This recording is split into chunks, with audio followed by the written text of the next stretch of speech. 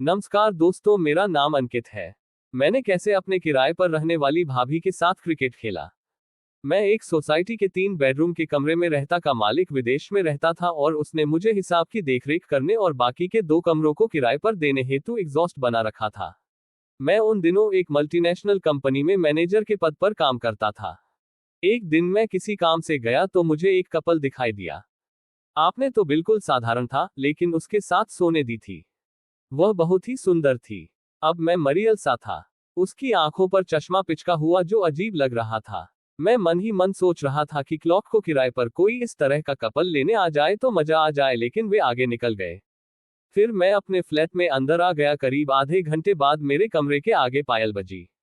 मैंने दरवाजा खोला तो देखा वही कपल बाहर खड़ा था। उन्हें देखकर खुश हो गया। मैंने पूछा, आपके पास किराए के लिए फ्लैट खाली है? हाँ सर, आप अंदर आ जाए, आराम से बैठकर बातें करते हैं।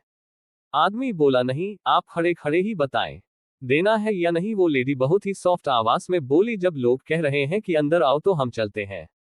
मैंने अपनी पत्नी से कहा, तुम्हें बीच में बोलने को किसने कहा? जब कुछ नहीं पता हो तो बेवकूफ की तरह नहीं बोलते। वो चुप रह गई, परंतु मुझे ये बहुत बुरा लगा। मैं आपको रोकते हुए उनसे कहा, कोई बात नहीं, आप पहले स्लाइड देख लीजिए। ऊपर से उनको पूरा साफ दिखा दिया और बोल दिया कि पीछे की बालकनी मेरी है, किराएदार का उस पर कोई हक नहीं होगा। बहुत पसंद आया तभी वह ले ली। बोली, तुम्हारा साथ बहुत बड़ा है। और आदमी ने मुझसे पूछा, इसका किराया कितना है? 10,000 रुपये महीना। सुनते ही आदमी की बाछें खिल गई और बोला, हमें ये सलाह पसंद है, आप दे दीजिए। तथा इसकी रिंग बजी तो मैं उनसे थोड़ा दूर हटकर पिछली बालकोनी में जाकर मोबाइल सुनने लगा। खड़े आपस में कुशल कुशल करते रहे। कुछ करने के बाद मैंने फोन बंद किया और उनके पास गया। मैंने कहा, ये फ्लैट किसी और ने ले लिया है सूची। और मैंने कहा, देखिए, आपको तो पसंद है, लेकिन ये फ्लैट तो मैंने किसी और को दे दिया। ये सब एकदम परेशान हो गए और आदमी बोला, ये कैसे हो सकता है? अभी तो हमने बात की है। भाई साहब, आप कोई और देख लें। दरअसल मुझे आप कुछ नहीं, मतलब समझे नहीं। हमने क्या किया है? मैंने आप अपनी वाइफ से इतनी बुरी तरह से पेश आ रहे हैं तो आप मेरे साथ ही ऐसा ही बर्ताव करेंगे। इसलिए मेरी ओर से आपके पहले ही सॉरी। ऐसा अपने कमरे के अंदर चला गया और दरवाजा बंद कर लिया। वो वहां से चले गए। मैंने थोड़ा सा पर्दा हटाकर नीचे आपस में बहस कर रहे थे कि इतनी शानदार मौका हाथ से निकल जाए, लेकिन उस आईटी में 10,000 में बहुत से बहुत ही ज्यादा सस्ता था। मैंने देखा वो अकेली ऊपर आने लगी। कुछ ही देर की बेल बजी। मैंने दरवाजा खोला। वो देखते ही बोली, मुझे ये चाहिए, और उसने दोनों हाथ जोड़ दिए। वह बोली, सर, क्या मेरी किस्मत में अच्छा पड़ोसी भी नहीं है? उसने मायूस आया और उसकी आंखें नम हो गई। मैंने उठकर को अपने हाथों में पकड़ा और उसकी ओर देखते हुए कहा, आप ऐसा ना करें। अभी तक यह मेरे था, अब ये फ्लैट आपका हुआ।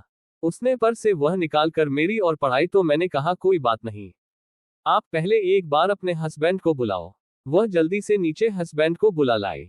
उसका हस्बैंड चुपचाप बैठकर मुझे ऐसा ने उन्हें टर्म्स एंड कंडीशन समझा दी और दोबारा कहा कि पीछे वाली बालकनी पर उनका कोई अधिकार नहीं है। आप ही बोलो, क्योंकि मैं बोलूंगा तो हो सकता है सर नाराज हो जाएंगे। लेकिन बोलिए, मेरे अंकुर और मैं, इनकी बीवी दिव्या, हम बेंगलोर से हैं।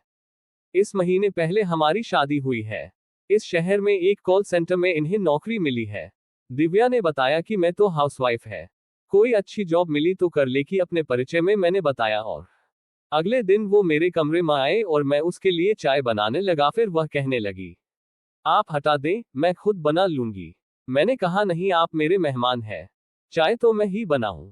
चाय पी रहे थे। उसकी टांगे और कमर बिल्कुल पतली सी लकड़ी जैसी लग रही थी। तभी उसने पीछे की बालकोनी देखी तो बोली, सर, ये तो बहुत ही शानदार बालकोनी है। मन मोह लिया इस नज़ारे ने मेरा, मगर जल्दी ही उसका चेहरा मा लिया और वह बोली, लेकिन हम लोग तो यहाँ पर यह नज़ारा देखने के लिए आप ही नहीं सकते हैं, मना किया है।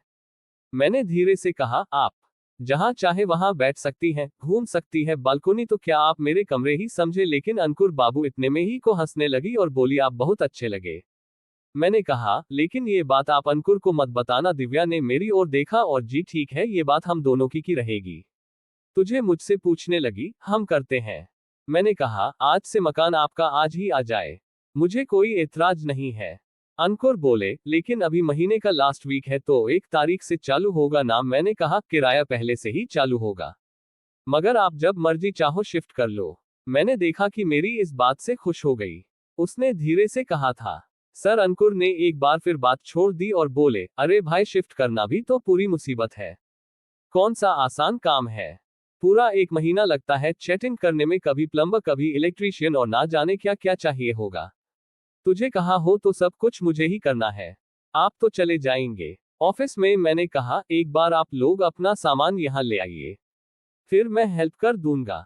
चाहते हुए बोले, ठीक है, हमें शत करना होगा, तब बता देंगे। अगले रोज सुबह 8 बजे मेरे फोन की घंटी बज। मैंने हेलो बोला तो उधर से बहुत की मधुर आवाज आई। मैं तो क्या बोल रही हूँ, आपसे कुछ पूछ रहा था। वह काम वाली बाई मिल जाएगी क्या। मैंने कहा जो काम वाली बाई मेरे यहाँ काम करती है उसी को बोल दूंगा, ताकि उसी दिन शक करने की बात सुनकर मैं खुशी से झूम उठा और रह रहकर मैं उन बातों को याद करता रहा। तो बातें मेरे और दिव्या के बीच हुई थी, उनका सामान करता था। उसी समय मैंने सोचा, तू टाइप के लड़कों को लेकर आने को कहा और उसको कहा कि आज और कल में जितना सामान सेट हो सकता है कर दे और ध्यान रखे कि मैडम को ज्यादा काम ना करना पड़े। उन्होंने 2-3 घंटे ने साबित कर दिया। अगले रोज शौहर को तेजा का फोन आया था। आकाश की आवाज, दफ्तर से जल्दी आ जाना, शाम को आपको जनक पर बुलाने अंकुर को भेजूंगी, मना मत कीजिएगा। मैंने कहा ठीक है, मैं आ जाऊंगा। मैं 4 बजे आ गया। मेरे कमरे में आई और बोली, आंखों आज रात दिन हमारे साथ चलना है।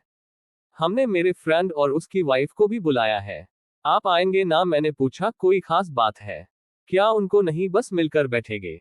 खाना पीना हो जाने के लिए इनके प्लाट पर चला गया। तभी अंकुर कहने लगे, अंकित की बैठक, और अगर हमारे खास दोस्त है उन्हें भी इसी सोसाइटी में फ्लैट दिलवा दो। क्या आप ये सामने वाला ट्राई नहीं आती है। आप चाहो तो सब कुछ हो सकता है।